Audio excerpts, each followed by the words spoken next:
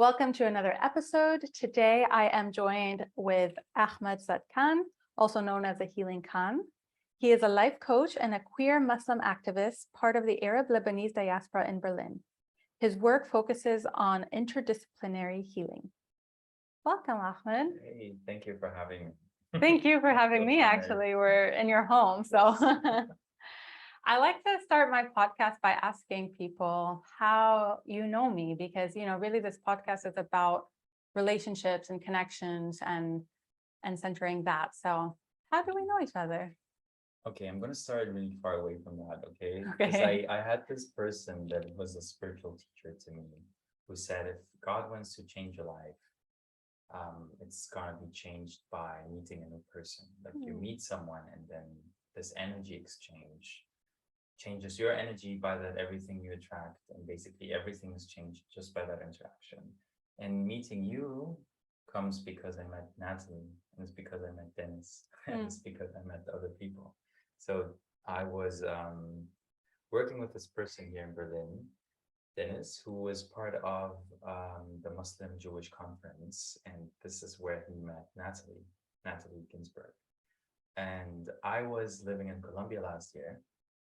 And then he reached out to me randomly one day and he was like, oh, my friend Natalie, she's so cool. And she's in Colombia. So she's in your city by coincidence. You have to meet her today. If you can, please go and meet her.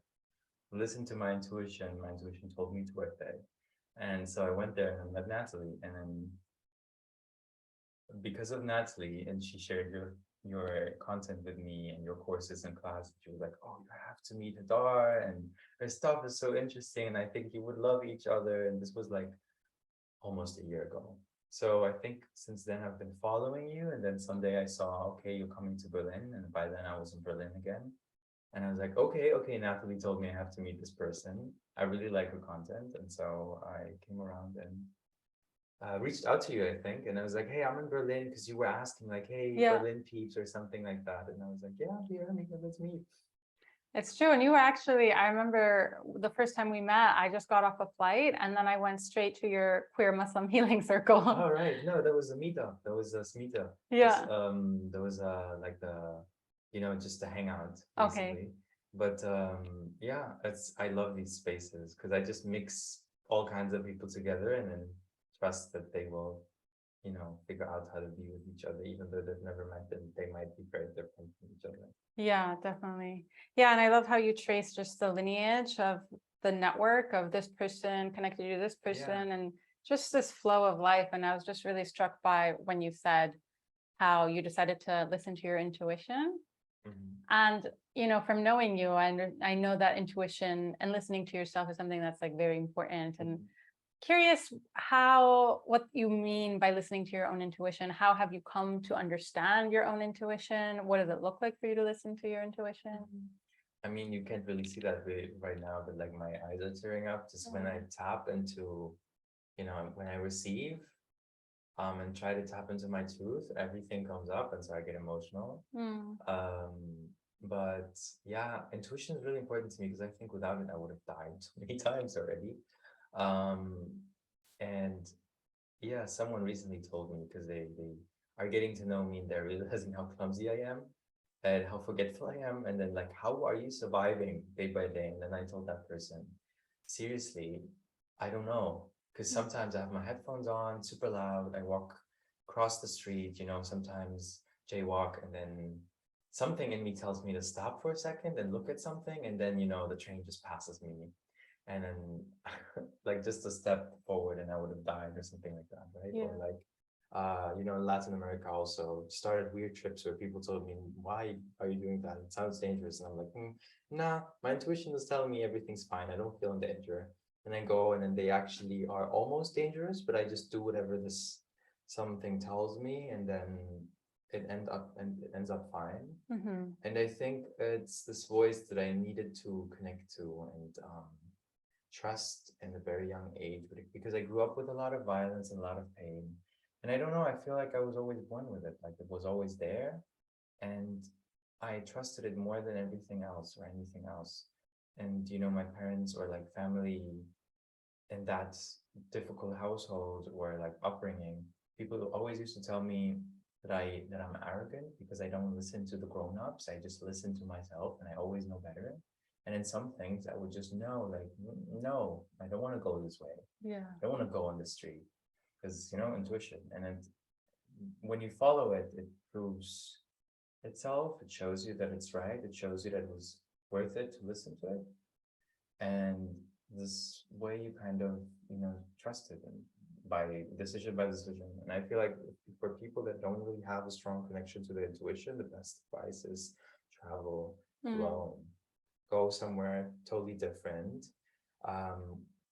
You don't have the common routes to take and the decisions you're making, no habits. Everything is new. And then if you're alone, you have to basically lean in and listen to that voice more than you usually have to. And then this is when you start listening and like hearing everything. Yeah, definitely. I mean, I relate. I travel a lot. And when you put yourself just in unknown places and sometimes even uncomfortable places, you learn what it is that you actually rely on, right? For the truth or for your own truth. And it's interesting that you said that as a child, people would say that you're arrogant because I had the same thing actually. People would always be like, you're egotistical. And I remember even since I was like 5 or 6, it's like, I don't even know what a 5 or 6-year-old, like arrogant, egotistical child looks like. Yeah. But it was because I was really trying to connect to God or to connect to this higher truth. And was willing to kind of let go of what people were saying around me and listen to something else, listen to something bigger. And I know that this is in some ways a core part of your work is helping other people connect in this way as well. Yeah, it's usually more connecting them with themselves again. Yeah. Rather than connecting them with something bigger but sometimes it's intuition too, or like, their gut feeling. But that actually brings me to a story. I'm Muslim, I have a Muslim background, so it's often that kind of stuff. But I have the story that I tried to tease you before, which is, so I sometimes give workshops in Berlin with different NGOs and at schools about everything regarding discrimination. So sometimes it's gender, sexuality, but also anti-Muslim racism, which is very big in Europe and especially in Germany. And so we had this class, and I will never do this again because they asked us to give a workshop on Islam, anti-Muslim racism, and gender roles and gender. So that big span within 4 or 5 hours. And so I thought at the beginning, I just thought about, can I pull this off? Can I teach them all that within these few hours? But the question I should have asked rather than that was like, can I give them so much and all these new perspectives and then trust, like, and integrate that at the same time before letting them go, these really young souls, and without like making them feel lost in the world after, breaking all their perspectives and stuff and their view on the world. And so, and so I went to this workshop, and then half of the kids at the school,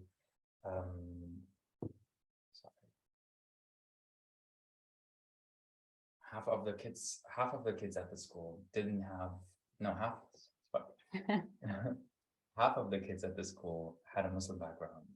And one kid, like one girl especially, she was 10 years old and she had a really conservative, difficult background where, she was constantly saying in this workshop that, well, she doesn't have any rights, her brother has them, she's a girl, girls are supposed to be quiet, she has to become a good wife and all this stuff. And it's hard because if you go into a workshop like that with kids, you don't want to give them too much because you have to respect that they're being parented by someone else. You don't want the parents to be super angry and do something that stops this kind of education. But at the same time, you want to give them something that might help them, right? And then so she was constantly saying these things that she doesn't have rights and tradition. And in her tradition, she's supposed to be quiet. And like, in the afterlife, she will get her reward. And it was so heavy on me. And then we talked about everything and gender. And it just was everything was so new to her. And it was like also this teaching of, there is not one Islam, different ways, there are different streams for one. And even within those streams, there are different ways of living that. So that girl basically told me that she has to follow her tradition, and it was very interesting to learn everything about gender, and that it's not in gender roles, where they come from, and that not everybody fits into these boxes, but she has to go back to her tradition, and in her tradition, it's just the way it is. And I was kind of sad to listen to that and like to hear that, basically just give up at this young age and know what she has to go through. But then I thought, okay, hey, tradition is nice, and this is what I told her. Tradition is nice, and they often have functions that are really important and helpful to us, and they are often rooted in some, in some event in the past where ancestors realized, okay, this is our circumstance, and it's really helpful to live this way because then, it serves a purpose. But sometimes we forget why they even started this tradition. And sometimes we don't even need it anymore because the circumstance where this tradition, developed is not there anymore. So we always have to ask, okay, why these traditions, or why these values, or why this perspective, where does it come from? What service is it, what purpose is it serving, right? And that's one. And the other thing was the story that I gave her with like monkeys. They did several experiments with monkeys that they put in a box collectively, right? And then there was one, like a few bananas hanging from the ceiling. And whenever a monkey was trying to get up the ladder to get to a banana, they would collectively punish everyone with electroshocks. So her first reaction listening to that was like shocked eyes and looking to me. And I was like, I know, it's not good. Keep listening. And then they started replacing monkeys in that box with other monkeys.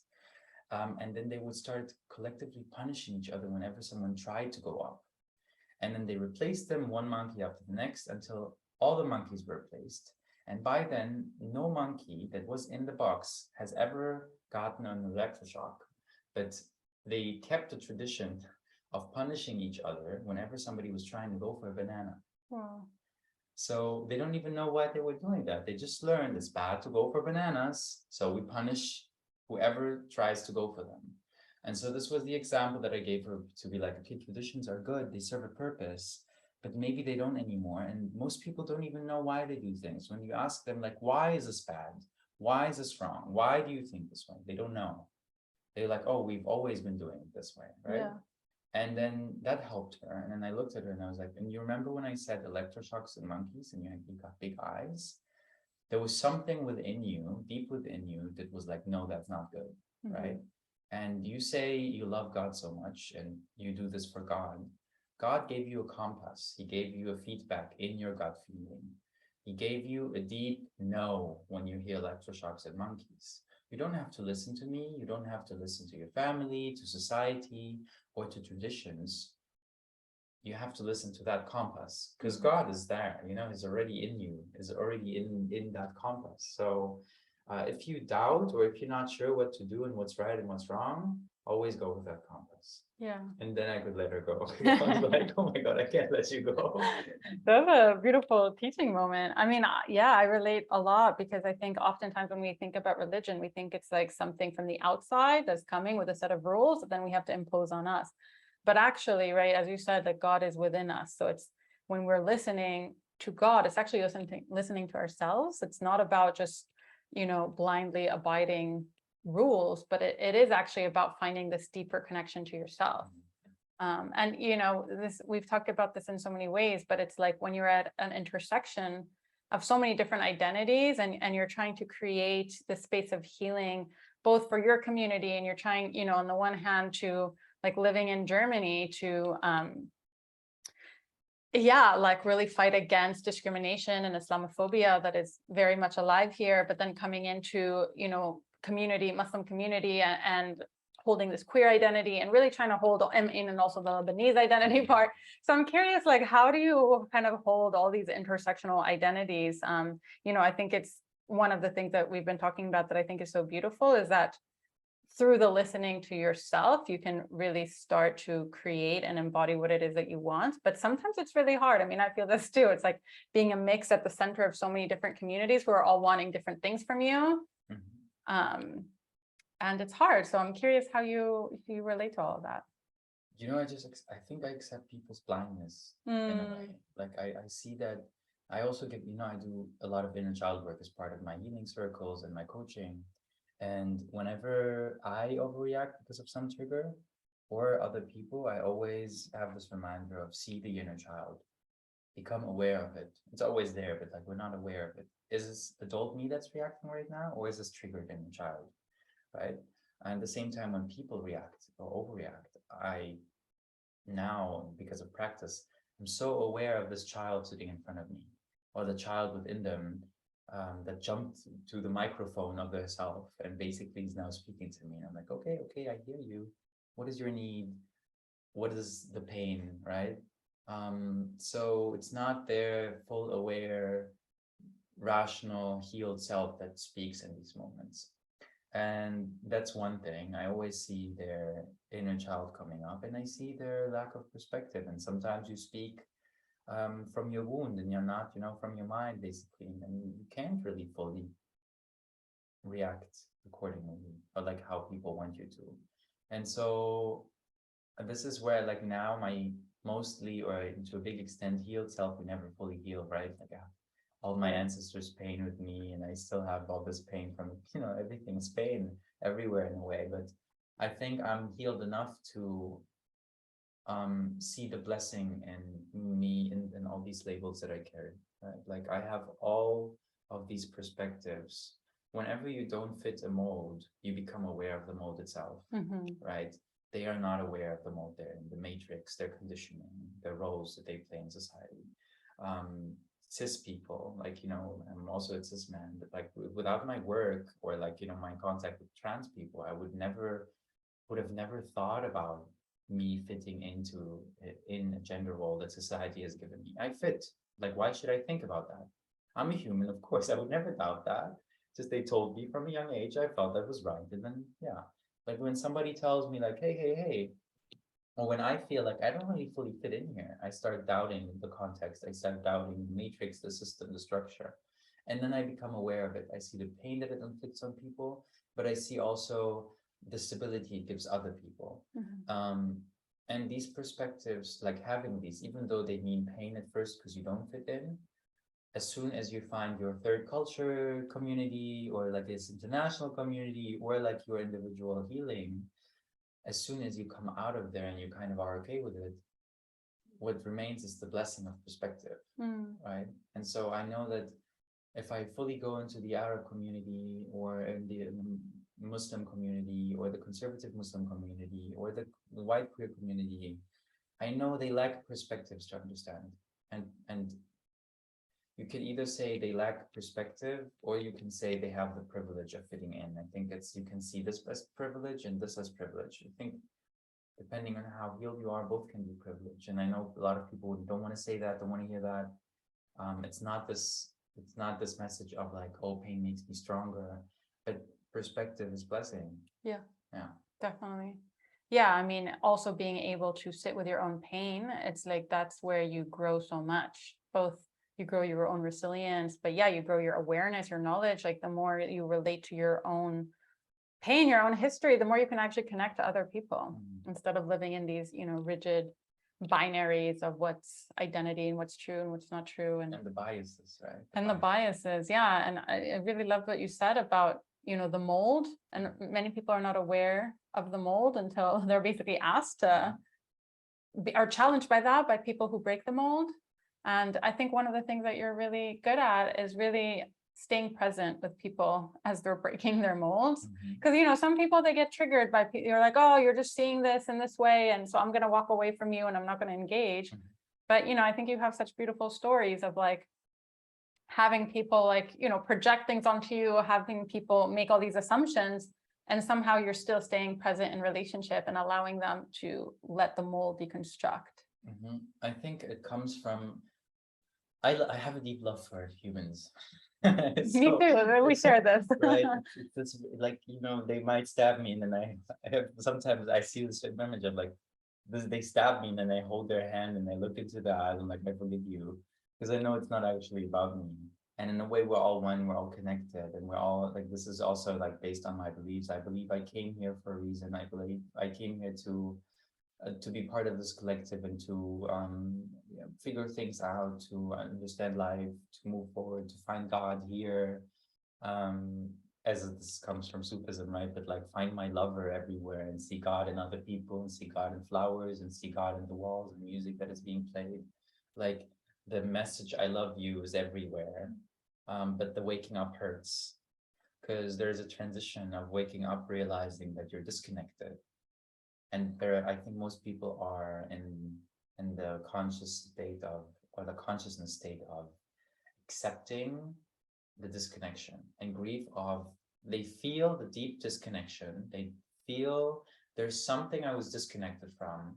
And we then start projecting that onto other events in our life. I was disconnected from my homeland. I was disconnected from my mother as a kid. I was disconnected from my youth. I was disconnected from my dream.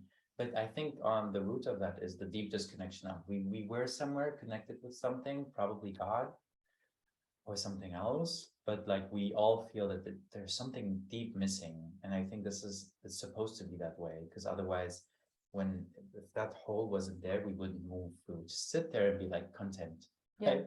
We wouldn't seek for truth, for authenticity, and all that. I don't know how I got here, but I have this deep love for people because I feel like I see this process of them, and the same way I hold my inner child, and then I see this isn't my pain, but I'm connected to that pain, and this pain is within me. This is another like form of seeing it. The pain is within me, but it's not my pain, it's the pain of my inner child, and I can hold him in pain. Mhm. I hold him while he's lashing out at me. Sometimes we're angry at ourselves, right? He's Definitely. lashing out at me and like he's in pain and all that, and he's telling me that it's all unfair and painful, and then I hold him and I'm like, yeah, I hear you, okay. And the same way I do it with other people. I hold my pain, but then it's mostly my inner child on one hand, and then I basically give the other hand out to their inner child. I'm like, okay, I know you're lashing out, and try not to hit me, please. Boundaries are so very important with yourself and with other people there too. But behind that boundary, I'm still still reaching out my hand, and I'm sitting here with you, trying to figure out this pain and letting it fade away, basically, after feeling it. Yeah, does that make sense? Yeah, I'm with you. I feel you. Yeah, I mean, I love everything you were saying, especially about we have this like big disconnection inside of us, and we're constantly trying to fill it in some ways. Sometimes in patterns that don't serve us. Sometimes we're not really aware that the reason why I'm lashing out at another person is because I can't actually hold my own pain, right? And all these very like psychological dynamics, and a lot of the times they kind of get really obstructed in activist or justice world, where we think we're like doing justice, but really we're just lashing out at each other because we in some ways have an inability to hold this much pain, this much grief, this much loss. And I get it, because there's a lot of loss, there's a lot of grief, there's been a lot of violence, there still is a lot of violence. And this is something that I personally struggle with too. It's like, what is this connection between this healing work, this justice work, this spiritual work? I mean, they all feel so connected. But sometimes it's hard because the communities who practice them are separated. Exactly. And sometimes, we can only feel so much. We all have like a limited capacity of feeling. Yeah. So I try to work towards having more capacity to hold space, which is my job in so many ways. Sometimes I just have days where that's limited, and then I have to limit how much I work, right? But other people just don't have, like, I grew up with people. My mom had such a tough story growing up, okay, and Lebanese civil war, and then basically, getting away from that, coming to Germany. But because of that, I had to understand at some point, this has nothing to do with me. She just can't hold my pain because she's barely holding her own, right? And then sometimes I would be like, why in this fights with her, like all the other people in my family that also live deep trauma, why can't they be the grown up? Why do I have to be the adult here and like accept, like forgive them and like be quiet and just understand that they are how they are, they can be better.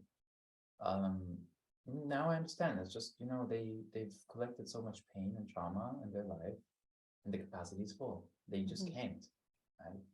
And the same way I told you that story of like me traveling in Latin America, and you meet so many Israelis there, and as an Arab or like as a Lebanese also, you are always, whenever you meet, there's this elephant in the room. Both are asking themselves like, okay, am I safe here? Do you hate me? Do you think I hate you? Totally. It's always that. And then it's often the same thing of when they figure out that I have like them. It's really interesting. For Israelis, it's always an Arab. They don't really like understand that there are like different ethnicities, different, but it's often like, oh, you're an Arab, and then they start like, oh, wachat name, and then they start counting with this accent, right? And like, yeah, I know. They're like Habibi every Yeah, other second. exactly. We're cousins, Yeah. stuff like that. Which again, I try not to get annoyed by that because I try to see the intention of that child trying to reach out to me and be like, hey, I don't actually want to be having a problem with you. Can't we be friends? Yeah. Right? This is what the child is actually saying kind of. And then of course there's also then pain within me coming up whenever they confront me, like you spend time with these people because there's some, same context, and then you are always confronted with the sorry, but bullshit images they're being fed, or like, history they're being fed, or like, when we came there was only desert. Yeah. And it hurts this kind of, and then, a part of me doesn't want to interact with that, and I don't want to educate people on history or whatever. But then again, I try to understand that it's not them, it's the structure behind them that has made them who they are and then has influenced them. And this is also about like becoming conscious of certain things. It's also pain, like the same way when we talk about racism in general, or like anti-Black racism, and we talk about white people, there's also, or like, Nazis in Germany, there's so much pain in waking up to that also as a white person, realizing that it was all done in your name, right? And I try to see all these kind of pains, like we're all together in this really big, meshed up, network of pain. And then, and then you have these moments when I told you that story of like Aya that I met in the Caribbean, and we really liked each other, but whenever she drank a little more in that group, she started telling everyone, Ahmed doesn't actually like me, he hates me. Like, he hates me because I'm a Jew, or he doesn't actually like me because I'm a Jew. And I was like, Aya, like, and she kept saying that every now and then. I'm like, I really don't have a problem with you. I don't know you yet. Like, how can I hate you? But you could see that this image of like this Arab that can possibly really like her, he has to be fake, right? Was so deep programmed in her head. And then also when I try to tell other people, like, when they ask me, like, often the people ask me, like, do Lebanese people really hate us? Like Israelis often like, oh, do Lebanese really hate us? And I'm like, yeah, some do. Actually, yeah. But I also don't know you as a person. They know the label Israeli and all that pain that was inflicted by that label and what they relate to that label. And so they are hating an image of what they think you are, the same way when people hate queer people because of their own fear. Of course, it doesn't justify things at all, right? But it explains that they don't have a problem with you as an individual, really. They don't know you. But they're so in pain when it comes to certain labels or molds that they have to fulfill, or you are threatening in a way. And so I often also tell people from story that sorry, I'm like on and on and on. It's okay, we keep going. Yeah.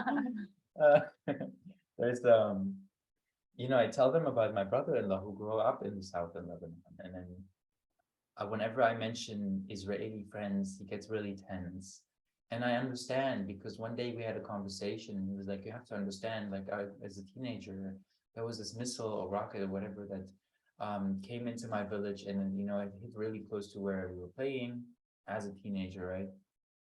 And then they all went to that rocket or missile or whatever, and on it was written, or whatever was left of it was written, this is from the children of Israel for the children of Lebanon. And when you hear these stories and know that kids grew up seeing these images, of course they will believe, okay, them over there, they hate us, they want to kill us, and so we have to hate them back as self-protection. But also then I then faced my brother-in-law and was like, hey, okay, but now you're an adult. Just listen to me for a second. Do you really believe that a child wrote that? And he was like, no, you're right. And I was like, yeah. I was like some grown-up asshole in the military who, had a power complex or whatever, and like really wanted to put out more hate. And so that's what he then did. It wasn't all the Israeli people, it wasn't some child, it wasn't the children of Israel, whatever. Yeah. Yeah. But so I think I understand like his capacity in that context to hold other opinions when those opinions have confronted him with hate and I'm going to kill you and whatever. They're just closed. There are no capacities there. Yeah, definitely. And, even reflecting with me as a child, like I know that I was conditioned, right, to think of people in a certain way that just wasn't true, and in some ways, all of us are conditioned in ways to think about certain groups of people that's like, oh, these people are this or these people are that. And, in some ways, I think it's because we're all looking for someone to blame, right? Because in some ways, the pain that we're holding is unbearable. And these systems are constantly using us to pit each other against each other. And, something that I reflect a lot about is how so much injustice can continue because our communities are really segregated and separated. And there isn't space for relationship. And I don't want to say this in the way of like, the superficial dialogue sense, because we have to also acknowledge imbalances of power and systemic oppression. But there's something about like, we really need to have some multi-faith, multicultural, multiracial spaces that bring people of different identities who have shared values together to decondition, because it's really hard to just decondition it on your own, and even with your own self-segregated community. Like this is something that I'm struck by so often, is just how even when there's no walls, there's no borders, like people still choose to self-segregate into communities because it feels more comfortable for them. But for me personally, I feel like so much of the healing work happens when we can really like decondition those narratives relationally and communally. I think a lot of this work is happening in queer communities because they are different. It's like a mix of people that are very different from each other when it comes to race, when it comes to ethnicity, background, all these things, right? Like there are labels that are confronted with. Even in the queer spectrum, it's an umbrella term, right? There are people like who, in a way, know how they sympathize with the other person's experience with being different, not fitting the mold, but where exactly they weren't fitting or how intense, it's different from person to person, and still they like kind of connect over that joint umbrella term. And I think in a lot of ways queerness is a key for healing. Queer communities where people meet each other. I see that a lot also, that also when it is, I also just, I'm going to Burning Man next week as part of this camp, and the Cosmic Camels. And there was this guy that reached out to me, this Palestinian guy that wants to propose to his boyfriend, an Israeli boyfriend.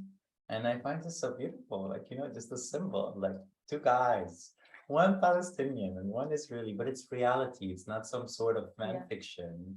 This is happening in real life because they're fed up with all these like reasons to hate each other, or generally like doesn't matter, like because we're already like we're being told that you're a guy and you can't love another guy, and then it makes it easier for you to disregard this, like, oh, you're Arab, you cannot like another person that's, or you're Muslim, you can't like a Jew, you're an Arab, you can't like it, all these binaries that society is creating. You disregard them more in queer spaces because you're already used to like, oh, this is just society and they're weird, You're already in that where we're going to get healing. That third space, the in between identities, like where everything really starts to fall apart, and you're just like, you know what, humanity. But at the same time, it's still like, when I say that, you always get this attack of like normalization. Like I think by having these contexts and telling Aya, I don't hate you, and telling Aya, but Aya at the same time, the history you're being fed is kind of bullshit to an extent. Right. This is where change comes in, right? And this is where care comes in, because when people then like, shout at the label and the fantasy of what an Israeli is and who he hates and who he wants to kill and what he wants, I have Aya in my head and have other people in my head. Like now that we mentioned her, of course, I think of her, but like, I know that this isn't what she wants. Yeah. I know this isn't who she is. And so I think this is where, like a big crucial part of this, the change comes in. Definitely. Yeah, because ultimately these systems of oppression are really built on this way in which fear lives in our body, and the way that fear of the other, and people don't question it. They just internalize it and it amplifies until they have someone come and like rupture that for them. They're like, oh, yeah, maybe I didn't know this history here. Maybe I was just, thinking that this person I just met hates me because of some really like governmental propaganda. Yeah, right. Like these moments of rupture, I think are so important. And in some ways it can only really happen through relationship because, people are not necessarily, if you're in the mold, you're not going to know to move out of the mold Exactly. until someone like comes and pokes you. Yeah, you said something really interesting before of like, we're all trying to move the pain, like away from, like not feel the pain and move away or move it to someone else. Yeah. And I feel like in a way, this is happening everywhere. Like everyone is trying to push they take their own pain because it's just too big. We don't want to sit there and feel all the world pain. Right? And I think collectively it's this pain of disconnection and not understanding and waking up to so much destruction. Yeah. Like we come here, we think everything's fine, but like we're disconnected, and then we wake up to so much disconnect and destruction. And so everyone is pushing this to someone else, to a bigger institution, to another country, to another time. Like everyone on all levels of life, we're all just pushing it away instead of holding. And I think this is where creating spaces in your mind and as perspectives and capacities, mental capacities, mental health, right? Creating all these, and all of that is capacity, right? All of that is room. Create space, more and more space, and hold that space instead of moving it away. For you, for other people, and like allowing pain to come in. Pain in really emotional, like, an emotional body, you can feel the pain and words and all of that. Allowing the pain in there to open, to release, to be felt, this hurts, and then to dissipate after being processed. I think this is ultimately how we heal, not ourselves only, but our community, our family, friends, and the whole world. Because we have to see it as this big network of pain that's constantly moved away. And if we then create like here and there and there and there, and like I'm thinking of your projects, I'm like, oh, I'm gonna join you, right? Like, Yeah, totally. All these ideas of like, oh, we can create different spaces within ourselves, in our communities, but also around the world, physical spaces, where we open a space for pain to enter, for it to transform through perspectives, education, spiritual work, to release, to be felt, and then to dissipate. It's a charge that has to go somewhere, right? Yeah. And don't know, I just have this image of this network, and like you have to hold and open somewhere. Yeah. And all these places to do pop, pop, and hold until it dissipates, right? Yeah. And then everything is going to calm down. Just at the same time, there's more energy accumulated and created. Yeah. While we do this whole like, oh, we have to open here and open there.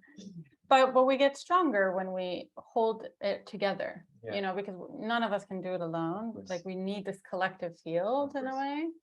And the more we fortify that, the more we can actually hold. But this is, then boundaries become really crucial, because this is what you have to learn when you start alone. And when you open a space, then people will throw all their pain at you. Oh, yeah. I mean, especially with Pisces, babes. Yes. Oh, later on, Pisces. Me too. But yeah, of course I have this thing of like people, I understand, like I care about you and stuff, but I can't meet you all the time and then hold your pain, because then I overload my capacities and then I'm not able to work anymore. And then also there's a dependency that's created that's like, I can't hold my own pain. Ahmed has to hold it for me all the time. Exactly. When really it's supposed to be this training wheel, right? Like sometimes and I think this is the role in sometimes of healers is to help train people on how to hold their own pain. Like Yes. sometimes I can do that for you when you are struggling, but really the goal should be like also teaching skills and resources to how to do this, because we need to learn how to self-regulate our nervous system. Definitely. And I think this is like the the typical well, how do you call that? Like the typical thing of inner child workers, of like everything, the key to everything is inner child work. Right. Because Yeah. this is what you do. This is like when you teach people to dissociate in a way, which sounds negative, but it isn't in that way. It's like a tool of like, this Mhm. isn't my pain. I feel it, but this is his pain or her pain or their pain. Right? This child that I'm feeling, I can dissociate from that pain. I can observe it from outside and I can like, oh, what are you feeling? Right? And why are you feeling that? Thinking of like closing the eyes and imagining this you as a child, and then like talking to that child and like, okay, why are you feeling this? This way you can hold space for yourself. And I always say, like, I love to hold my own hand, go through things with me. Right? As I'm doing right Yeah. now. Holding hands. And I think this is a tool. Inner child work is one Yeah. tool that you can use to hold space for yourself, because you're holding space for that part of you that is feeling the pain. Yeah, definitely. Yeah. Well, thank you so much for sharing all your wisdom. Curious if there's anything we didn't touch on yet that you want to make sure our listeners know. No, I think it was beautiful. I think yeah, I always, always trust where things flow. Yeah. Of course, I mean, we always have so much to talk about, right? Yeah. Like we always have messages that we want the world to listen to, but again, we don't want to overload capacities, and course. better give people 2 messages that they take rather than 8, and then they don't really fully take them in. So Yeah, definitely. And if there's ways that people who are listening to this want to follow your work, want to keep in touch, what are the best ways they can follow you? I have a website, that's thehealingkhan.com, or the Healing Khan on Instagram, Khan with KHAN, the H before the N, before the A. So the Healing Khan, but you mean they can just go in your profile and then Yeah. look in your followers. Right. Search through me. Well, thank you so much, Ahmed. This was so Thank you beautiful. too. Thank you for this, this moment of sharing so much of your wisdom. I was really moved by so much of what you shared, and also resonate very deeply with both your work, your perspective, and it's very clear the commitments that you have to the love of humanity, to truth, to yourself, which is in service of our greater healing. So thank you so much. Thank you. I think we're doing a lot of similar work, but just on different sides in a way. Yeah. Not on different sides. I'm not talking about like, oh, Jew, Muslim, whatever. Like, I'm just saying generally, yeah. Of course. Right? We never. Wait, am I on the Muslim side or the Oh, Jewish God. side? I mean, because you're Arab, people don't really want to give you the Jewish ones, Yeah, right? exactly. Yeah. Yeah, no, thank you also for the chapter and the joint memories in Berlin, because we don't know if we'll walk in the city at the same time again. It's a beautiful chapter. Yeah. So yeah, if we ever look back on this, so also thank you for all of these moments. Oh, so wonderful to spend them with you.